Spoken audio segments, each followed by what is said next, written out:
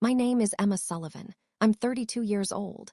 And the woman my fiancé had been sleeping with was standing 3 feet away from me at our engagement party when she looked me straight in the eye and asked, "Are you Emma Sullivan?" I said yes. She looked relieved for half a second, then confused. Then she looked over my shoulder at Ryan. My fiancé had gone completely pale. The woman turned back to me. "Then why has he been telling me he owns the company your name is on?"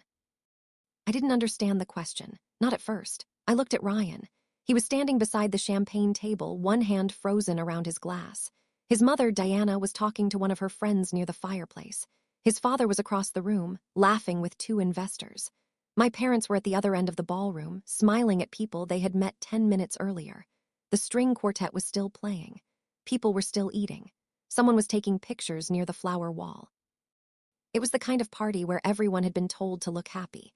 And this woman had just walked in and asked me why my name was on Ryan's company. I looked at her again. She was beautiful, dark hair, green dress, gold earrings, the kind of woman who looked completely comfortable walking into a room full of rich people. I had never seen her before. "I'm sorry," I said. "What company?" She stared at me. Ryan finally moved. "Emma," one word, my name. But the way he said it made my stomach drop. I turned toward him. He was already walking over. "Let's talk outside," he said. The woman looked at me, then at him. "Wait." Ryan stopped. She frowned. "You said she was an assistant." I looked at Ryan. He didn't answer. The woman's face changed. "You said she worked for some small investment company." Still nothing. Then she looked directly at me again. "Who are you?" That was when the room around me seemed to go strangely quiet. I could hear the quartet, the glasses, the low conversations. But I could also hear my own heartbeat. I looked at Ryan, at my fiancé, the man I had been planning to marry in 4 months. Then I looked at the woman he had somehow invited into the middle of our engagement party. And I said the only thing I could think of. "I'm his fiancé." Her face fell. Ryan closed his eyes. And that's when I knew she wasn't some random woman. She hadn't come to ruin my engagement. She had come because she thought she was dating the man who was about to inherit his family's company. She had no idea he was engaged. And I had no idea he was cheating. But neither of us knew the worst part yet. Because the company Ryan kept telling her was his family's was actually controlled by a firm owned by me. And I had never told Ryan just how much of the business world I had quietly become part of. Before we continue, please like this video, subscribe to the channel, and comment your thoughts on the story. It really helps support the channel, and subscribing means you'll be here for more stories like this. But to understand how my fiancé's mistress ended up exposing him at our own engagement party, I need to take you back to the beginning. Because this didn't start at the party. It started almost 2 years earlier, before I ever met Ryan. I had been running Sullivan Capital for 6 years when I met Ryan Whitmore. Calling it a capital firm made it sound bigger than it was. There were 7 of us in the main office, 3 outside advisors, and a network of people we worked with when we needed specialized legal or financial support. We didn't make headlines. We didn't have a building with our name on it. We bought positions quietly. We invested in companies with good products and bad management. We acquired distressed commercial assets. We helped family-owned businesses restructure when they were too proud to admit they needed help. Sometimes we invested in companies because we liked the people running them. Sometimes because the numbers made sense. Sometimes because everyone else had decided the company was dead and we thought they were wrong. That last kind was my favorite. I had built the firm after leaving a large investment company where I spent 7 years watching senior executives take credit for work they hadn't done. I was 26 when I left. My old boss told me I'd regret it. He said I didn't understand how difficult it was to build a company. I remember looking at him and thinking, "You don't know anything about what I understand." I left anyway. The first year of Sullivan Capital was ugly. I rented 2 desks in a tiny office above a dentist. My assistant was my cousin who left after 3 months because she couldn't stand my working hours. I slept on a couch in my office twice during the first 6 months. I made mistakes, lots of them, but I learned. By the time I was 30, the company had become profitable. By 31, we had started buying controlling stakes in small and mid-sized companies that needed capital and better management. That was how I ended up owning a controlling interest in Whitmore Commercial Group. Not the entire company. Not personally. Through Sullivan Capital and a series of investment vehicles. It was complicated, but completely legitimate. I didn't buy the company because of Ryan. I didn't even know Ryan existed when the deal started. The company was struggling after 2 bad years. They had overextended themselves on a property project, their debt structure was terrible, and their board was split between two brothers who couldn't agree on anything. Sullivan Capital stepped in after a restructuring firm brought the opportunity to me. The deal took 11 months. We bought debt at a discount, converted some of it into equity, installed new financial controls, replaced 2 board members, kept the Whitmore family involved because they still had relationships in the industry that mattered. The company stabilized. Its value climbed. The Whitmores remained publicly associated with it. That was fine with me. I didn't care about being on the cover of anything. I preferred making money quietly. The company became successful again, and Ryan Whitmore was still living in a world where his family's name carried more weight than he realized. That was how we met. A mutual friend invited me to a dinner after a charity event. Ryan was there. He was 34, charming, funny, and much less serious than I expected from someone working in his family's business. We talked for almost an hour before he asked what I did. I told him I worked in investment management. Technically true. He asked what kind. Private investments, I said. He nodded. Then he started talking about himself. That should have bothered me. It didn't. He was entertaining. And honestly, I liked him. We started seeing each other a few weeks later. Ryan didn't know the full extent of what I did. I didn't hide it because I was playing some mysterious game. I just didn't talk about money much. I learned early in my career that people changed around you when they knew too much. Some became impressed. Some became threatened. Some became interested in ways that had nothing to do with you. Ryan never asked enough questions to make me volunteer the answers. So I let him think of me as a successful investment professional who ran a small firm. That was the version of me he knew. And for the first year, it seemed enough. Ryan was good to me. He remembered little things. He made coffee in the mornings. He liked going for long drives without a plan. He was the kind of man who texted when he got home. He made me laugh. I liked that. Then I met his family. That changed the atmosphere immediately. The Whitmores were wealthy in a very specific way. They didn't talk about money. They talked about taste. They talked about standards. They talked about people who understood the family. They talked about legacy. And when they met me, I could tell they were trying to figure out where I fit.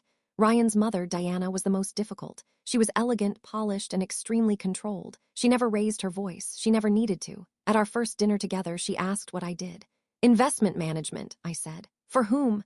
My firm. She smiled. Your own firm? Yes. What does it manage? Private investments, commercial assets, a few operating companies. She looked at me for a second, then said, interesting.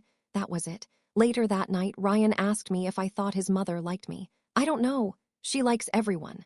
She doesn't. He laughed. You'll get used to her. I didn't say anything. I had a feeling I would be getting used to a lot of things. The engagement happened a year later. Ryan proposed at a small hotel outside the city. Nothing extravagant. Just the two of us, a weekend away, and a ring I later learned his mother had helped choose. I said yes. I loved him. That sentence is hard for me to say now because people hear the end of a relationship and assume the beginning must have been a lie. It wasn't. I really loved him. That's what made the rest so complicated. Diana started getting involved immediately. She had opinions about the wedding venue, the guest list, the flowers, the dinner, the invitations, the photographers. She wanted the wedding to be bigger than I did, much bigger. It's important, she said. Why? I asked. She looked surprised. Because you're becoming part of the family. I wanted to say, I'm already marrying your son. I didn't realize I needed to audition for the rest of you. Instead, I said, okay. That was my mistake. Once I started saying okay, it became harder to stop. The engagement party was planned for February. Diana hosted it at a private ballroom connected to a hotel owned by Whitmore Commercial Group. I didn't think much about that. I knew the family owned properties. I didn't think about the fact that Sullivan Capital's company documents were all over the ownership structure behind them. I never connected the dots with Ryan. He was busy with acquisitions at Whitmore. I assumed he had a senior role. I didn't ask too many questions about internal ownership. I should have. Not because I expected him to be lying, because I was marrying him. The week before the party, Ryan became distracted. He started taking calls outside. He kept his phone face down. He was suddenly protective of his schedule. When I asked if something was wrong, he said work was stressful. I believed him. Then Diana began acting strangely around me. She seemed more polite than usual. That sounds good. It wasn't. Diana was warm when she was comfortable. When she was too polite, it meant she was calculating something. The night of our engagement party, I wore a cream dress. Simple, elegant. I didn't want to compete with the decorations. That was apparently a mistake too, because Diana looked at me when I arrived and said, "Oh, that's understated." I smiled. "Thank you." She blinked. I don't think she realized I was mocking her. The party started at 7. By 8, the room was full. Ryan was drinking more than usual. Not drunk, just enough that I noticed. At 8:30, Diana gave a toast. She talked about Ryan's future, about the family, about marriage, about trust. The word trust came up 3 times. At the time, I didn't know why. Then she raised her glass and said, "To building a future with people who understand the value of protecting what belongs to the family." I thought it was strange. Ryan squeezed my hand. I ignored it. 20 minutes later, she asked me to step into a side room. Ryan came too. There was a folder on the table. A lawyer sat beside it. I looked at Ryan, then at Diana. "What is this?" Diana smiled. "A formality." She opened the folder. "Before the wedding, we need to discuss the prenup." I stared at the first page. The document had my name wrong, Claire Doland, not Dolan. I looked at Ryan. "You knew about this." He looked uncomfortable. "It's normal." "Did you see it?" He hesitated. "Yes." I looked back at the document. The lawyer started explaining the clauses. I listened. I asked questions. I didn't agree to anything. When we returned to the party, I felt like I was walking around with a stone in my chest. Ryan noticed. "Don't let my mother ruin the night." She handed me a prenup at our engagement party. "It's not personal." "I know." "Then why are you upset?" I looked at him. "Because I didn't know you knew." He didn't answer. That was the first real crack, not the affair, not yet. The first crack was realizing how easily Ryan could keep something from me because he assumed I'd understand later.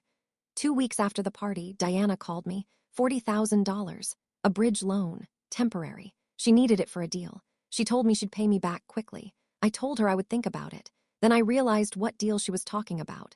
The Kessler Project. The company I had helped stabilize through Sullivan Capital. The company her family still believed they controlled. And suddenly, the prenup made sense. Diana didn't know exactly who I was, but she knew I had money. She wanted to protect her family's assets from me while trying to borrow mine. That bothered me. A lot. But I still wasn't thinking about cheating. I was thinking about family politics. I was thinking about whether I had made a mistake by getting engaged to a man whose mother treated marriage like an acquisition. Then, 2 weeks before the engagement party, I met the woman who would answer that question for me. Her name was Olivia Grant. I just didn't know it yet. The first time I saw Olivia, she was sitting in the back of a coffee shop near my office. I noticed her because she was arguing with someone on the phone. Not yelling. Arguing in the controlled tone of someone who had been lied to and was trying to stay calm. I didn't know she was talking about Ryan. I didn't know she had been seeing him for 6 months. I didn't know Ryan had told her he was single. I didn't know he had told her the engagement ring he wore in photos belonged to a family heirloom he planned to pass to his future wife. I didn't know he had sent her pictures of our house and told her he was renovating it for when we move in together. I didn't know anything, but apparently Olivia knew enough to recognize me. She stood up as I was leaving the coffee shop. "Excuse me," I turned. "Yes." She looked at me closely. Then she seemed to change her mind. "Sorry. I thought you were someone else." I smiled politely and left. 2 days later, I saw her again, at my engagement party.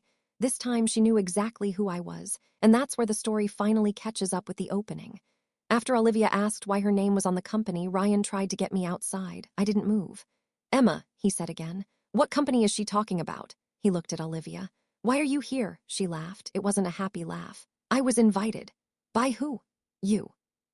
That got my attention. Ryan had invited her to our engagement party. Maybe he thought she was going to stay in another room. Maybe he expected her to believe some excuse. Maybe he had simply become so careless that he thought he could manage 2 lives forever. Olivia turned toward me. "He told me this was a work event." I looked at Ryan. He had nothing. She continued. "He said he wanted me to meet some people from the company. He told me his family didn't know about us yet because they would make things difficult." I stared at her. Ryan finally spoke. "Olivia, this is not the place." She looked at him. "Apparently." Then she turned back to me. "I'm sorry, I didn't know." I said, "I believe you." That was the strangest part. I believed her immediately. Maybe because her face looked exactly like mine probably did. Confused, humiliated, trying to work out which part of the story had been real. I asked, "What company are you talking about?" She hesitated. "Whitmore." I looked at Ryan. What did you tell her? Nothing.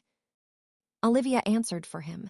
He told me his family owned Whitmore Commercial Group and that he was going to take over the acquisitions division after his father retired. I stared at her. He told me the company was his future. I looked at Ryan. Is that true? He swallowed. It's complicated. I laughed. That was the first time I had laughed all night. Of course it is. Olivia looked between us. Then she said, You really don't know. I said, No what? She pulled out her phone. I saw something a few weeks ago. I thought it was a mistake. She opened an image, a corporate registry entry, Sullivan Capital Holdings, controlling interest, Whitmore Commercial Group. The registered address was my office. My stomach dropped. Olivia looked at me. That's you, right? I couldn't speak. Not because the company was mine. I knew it was, because Olivia had just shown me something else. Ryan had been telling her the company belonged to his family. He had been talking about taking over a company he didn't own. But the worst part was how carefully he had built the lie. He hadn't simply lied to Olivia about being single. He had lied about his career, his future, his family's ownership, and probably me. I looked at him. Did you know Sullivan Capital controlled Whitmore? He went completely still. Diana had come into the room by then. She heard the question. Her eyes moved from me to the phone in Olivia's hand, then to Ryan. What's happening? She asked. Nobody answered, so Olivia did. Apparently your future daughter-in-law owns the company you keep telling everyone your son is going to inherit. The room went silent. Diana looked at me. You? I nodded. Yes. She stared at me. Then she laughed, once sharp, disbelieving. You? I felt something harden inside me. Yes, Diana. She looked at Ryan. He said nothing. Then she looked back at me. That can't be true. It is. You told us you ran a small investment firm. I do. Whitmore is not small. I didn't say it was. Diana's face changed. For the first time since I'd met her, she looked genuinely frightened. Not angry, not offended, frightened, because she understood something Ryan hadn't. The company she thought belonged to her family was financially tied to the woman she had just handed a prenup designed to protect it from. And suddenly, the $40,000 loan made sense too. I turned to Ryan. Did your mother know you were seeing someone else? He said nothing. Olivia looked at Diana. Did you know about me? Diana's face went cold. No, Olivia nodded. Then she looked at me. I'm sorry. I said, I know. Ryan finally spoke. Emma, please. I turned toward him. Please what? This is getting out of control. I stared at him. You invited your mistress to our engagement party. He flinched. I didn't know she would come. Olivia stared at him. You invited me. He looked away. I asked, how long? Silence. How long have you been sleeping with her? He still didn't answer. Olivia did. 6 months. My chest tightened. 6 months. Half the time we'd been engaged. I looked at Ryan. He looked ashamed now. Good, but I needed more than shame. I needed the truth. Why did you tell her the company belonged to your family? He shook his head. It was complicated. No, my voice was quiet. It wasn't. I looked at Olivia. She wasn't just his mistress. She was the person he used to feel important. Olivia stared at Ryan. He looked down, and I realized I was right. Ryan didn't know how much of the family business was actually controlled by outside investors. He didn't know how much power my company had over Whitmore. He had never bothered to learn the ownership structure. And because he didn't know, he told Olivia whatever made him sound powerful. I should have felt satisfied. I didn't. I felt tired, very tired. The party ended soon after. People left quietly. The music stopped. The candles burned down. The flowers stayed. My mother came to me before she left. I'm so sorry. I nodded. My father hugged me. I blocked out the noise. Diana didn't say goodbye, neither did Ryan. He stood by the windows after everyone else had left, staring outside. I walked over to him. Are you going to tell me the truth now? He nodded. I'm sorry.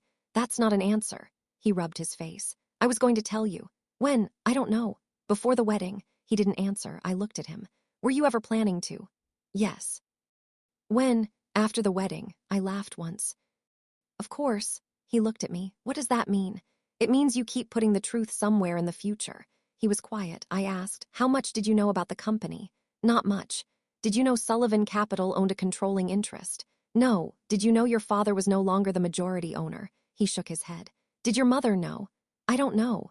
That answer was interesting. I turned away, because I suddenly understood something bigger. Diana had spent 2 years trying to protect the Whitmore family's assets from me, but she hadn't even understood where those assets actually sat. She had been fighting the wrong battle. And Ryan had been lying to everyone because he wanted to feel like the heir to a kingdom that no longer belonged to his family in the way they thought it did. The next morning, I called my attorney. I asked her to review every agreement related to Whitmore Commercial Group, not because I planned to punish them, because I needed to understand what I had agreed to and what I had not.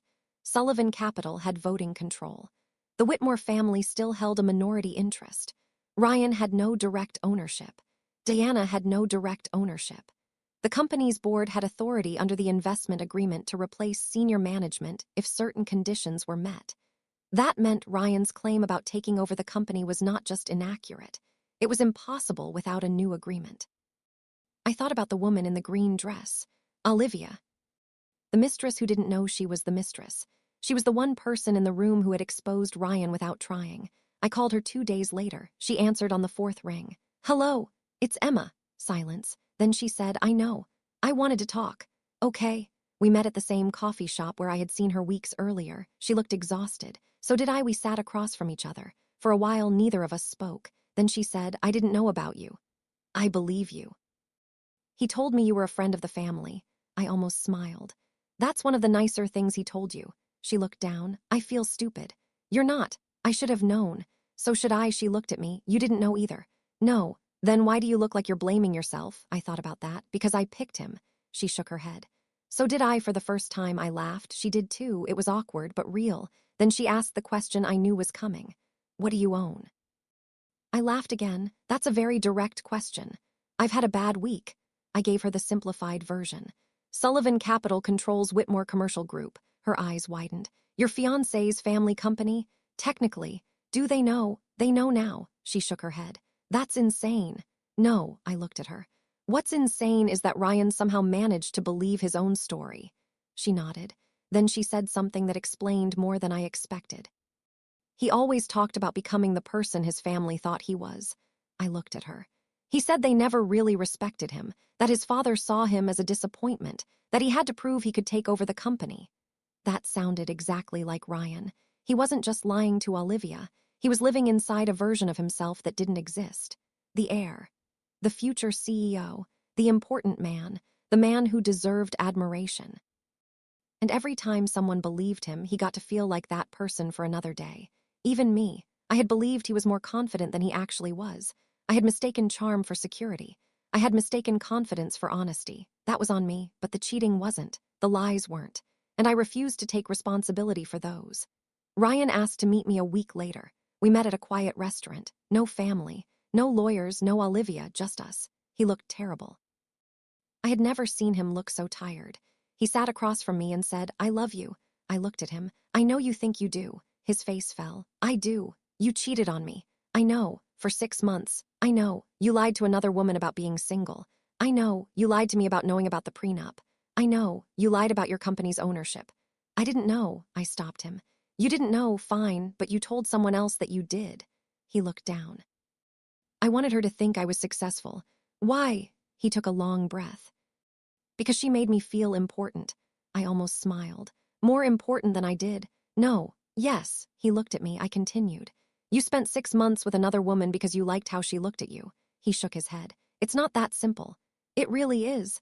"No, Emma, you have your life together, you have this company, you have all these things I don't understand." I stared at him. "You never asked." He was quiet. That was the part that hurt the most. He had known me for almost 2 years. He could have asked. Instead, he invented a version of himself for someone else. Then he got engaged to me while doing it. "Do you want to know what I thought?" he asked. I said nothing. "I thought you'd eventually bring me into your business." I blinked. "What?" "I thought we'd get married and I'd learn everything. I thought I would take over something eventually." I laughed. "That's what your mistress said you told her." He looked embarrassed. "I know." "Ian, did you ever love me, or did you love the future you imagined I'd give you?" His face changed. "I loved you." I wanted to believe him, I really did, but trust is not a feeling, it's a record, and his record was terrible. I took off my engagement ring, I placed it on the table, his eyes dropped to it. "I'm not marrying you." He closed his eyes. "I know. No, I don't think you do." He looked at me. "You think this is about your mother, it isn't. You think it's about Olivia, it isn't. It's about the fact that I don't know which version of you I was actually engaged to." He started to speak. I stopped him. "I don't want an answer." I stood up. "Because for the first time in our relationship, I don't need one." I left. The fallout within the Whitmore family was ugly. The board called an emergency meeting. Diana demanded to know why she had not been told about Sullivan Capital's control position. Her husband admitted he had known the details of the restructuring, but had assumed the family retained more voting power than they actually did. Ryan's father was furious. Not because Ryan cheated, because Ryan had lied about the company. That told me a lot about the family. Diana tried to argue that the investment structure should have been disclosed to her before I became engaged to Ryan. Our attorneys disagreed. Sullivan Capital had no obligation to explain every investment structure to the family of my fiancé. I had no obligation to tell Ryan everything about my business before we got engaged.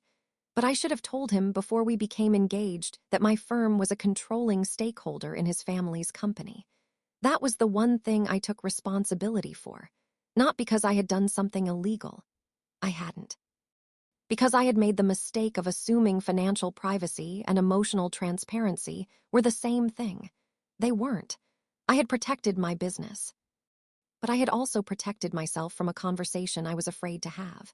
That mattered. I admitted it. To Ryan, to my parents, to myself. I still wasn't going to marry him, but I didn't need to pretend I had handled everything perfectly either. The wedding was canceled. The deposits were sorted out.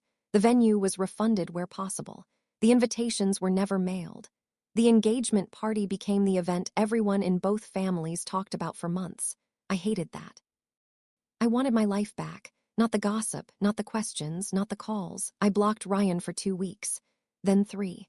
Then I unblocked him because I was tired of letting one person dictate how I used my own phone. We did not get back together. I don't know if we ever will. Right now, I don't want to. Olivia and I are not friends exactly, but we still talk sometimes. She eventually left the relationship completely. She also sent me a message months later that made me laugh for the first time about the whole thing. It said, "For the record, I still can't believe I walked into your engagement party wearing that dress." I replied, "For the record, I still can't believe Ryan invited you." She answered, "Fair." And somehow that was enough. Diana never apologized directly for the prenup. She did, however, stop talking about protecting the Whitmore fortune from me. That was progress. She also stopped asking me for money. That was better. The $40,000 loan was never brought up again. Months later, I heard from a mutual contact that Diana had needed to restructure one of the family's investments because the company no longer had the liquidity she thought it did. I didn't celebrate. I didn't help. Both choices felt right. The company survived. Whitmore Commercial Group continued operating under the board structure that had been in place since Sullivan Capital's acquisition. Ryan remained with the company for another 6 months. Then he left. He started working for a smaller acquisitions firm. I heard he was doing well. I hope that's true. I don't hate him. That's another thing people don't always understand about ending a relationship. You can be hurt without wanting someone destroyed. You can be angry without wishing them misery. You can love someone and still decide they are not safe for you. That's where I am now. As for me, Sullivan Capital kept growing. The Kessler project became one of our most successful acquisitions. We restored the building, opened the retail spaces, leased the offices. The original structure stayed intact. Every time I walk through the main entrance, I remember the night Diana asked me for $40,000 to help her buy it. She had no idea she was asking the person who already owned the deal she was trying to beat. That's the part I find almost funny now. Almost. Because the real lesson wasn't that I had more money than she thought. It wasn't that I had more control over the company than Ryan knew. It was that I had spent years building something real while people around me were busy performing success. And eventually, the performance always runs into the paperwork. My fiancé invited his mistress to our engagement party.